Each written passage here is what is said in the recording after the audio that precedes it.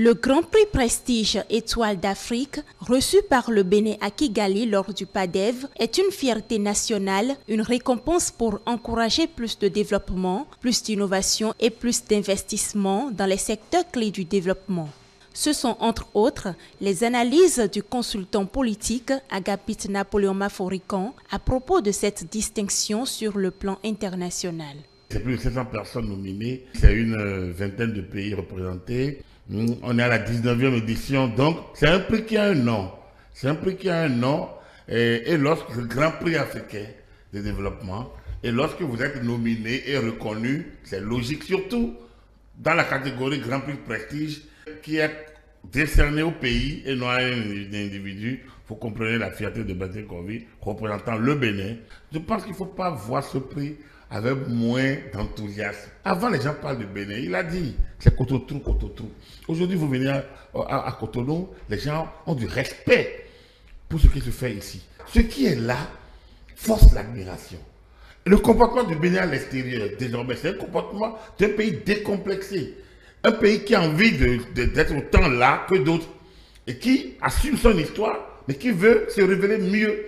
Alors, qui n'est pas heureux lorsqu'on vous positionne de cette manière-là? Le prix ne s'est pas mérité sur des détails insignifiants. Le Bénin a été évalué sur des indicateurs précis. Quand vous regardez comment le Bénin se comporte au niveau du marché financier, le travail qui est fait en amont, la dynamique de nos autorités en la matière, le ministre d'État, les finances autour de lui, le ministre du Développement. Quand vous voyez ce qui est fait autour du président Talon, pour aboutir à des résultats concrets en matière de réforme économique, en matière d'investissement, en matière de promotion de l'entrepreneuriat, en matière de sécurisation des investissements. Quand vous regardez tout ça, vous ne pouvez pas douter de la qualité du prix. Le Bénin mérite beaucoup mieux.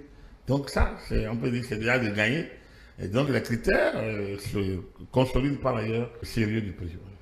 Pour les citoyens qui se plaignent de ce régime actuellement, le consultant politique précise qu'aucun développement ne peut se faire sans sacrifice. Aucun régime précédent n'était meilleur en matière d'élan vers le développement. Parce que ici, le chef même a pris les choses par le bon bout. Et le chef n'a pas peur de se heurter aux résistances, n'a pas peur d'affronter les résistances, n'a pas peur d'affronter les vicissitudes de ces genres de situations pour aboutir au résultat. Donc dès lors, les populations doivent comprendre que c'est autre temps, autre mœurs. Peut-être qu'avant, ils avaient l'air d'être dans le meilleur des mondes, pourtant le meilleur des mondes possible. Mais il est évident que aboutir au développement appelle un certain nombre de comportements. Et que ce comportement oblige à changer de paradigme. On n'élit pas un chef d'État pour l'abandonner. Les citoyens doivent accompagner en disponibilité, en énergie et même en prière les réformes politiques du gouvernement pour lui permettre d'atteindre les objectifs entrant dans le bien-être de tous, conclut le consultant politique.